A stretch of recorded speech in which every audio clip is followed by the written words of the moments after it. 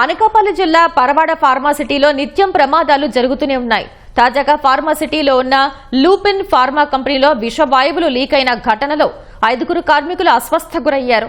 వారిని గాజువాకలో ఉన్న కిమ్స్ ఐకాన్ ఆసుపత్రికి తరలించి చికిత్స అందిస్తున్నారు. అస్వస్థ గురైన కార్మికుల్లో 4 పరిస్థితి విషమంగా ఉందని తెలిసింది. ప్రొడక్షన్ అవుతున్నప్పుడు అక్కడ ఫిల్టరేషన్ అవుతుంది. అందులో ఒక 2 వ్యక్తులు ఆల్రెడీ ఉన్నారు. ఒక వ్యక్తి సాయి అనే వ్యక్తి కాస్త స్మెల్ వచ్చిందంట. ఇన్ఛార్జి ఒక ఆయన ఉన్నారు, ఆయన కూడా చూశారు. ఆయన కూడా చూసరికి చిన్న స్మెల్ లాగా అనిపిస్తే అందరినీ బయటికి పంపించారు. అక్కడ ఎంతమంది ఉన్నారు, ఇంచుమించు 6 ఉన్నారు. ఆ 6 అనుమానాస్పదంగా ఏమైనా ఇలా ఎక్స్పోజ్ అయినారు ఏమనేసి 6 యూనిట్ ఏమో హాస్పిటల్ తీసుకెళ్లారు.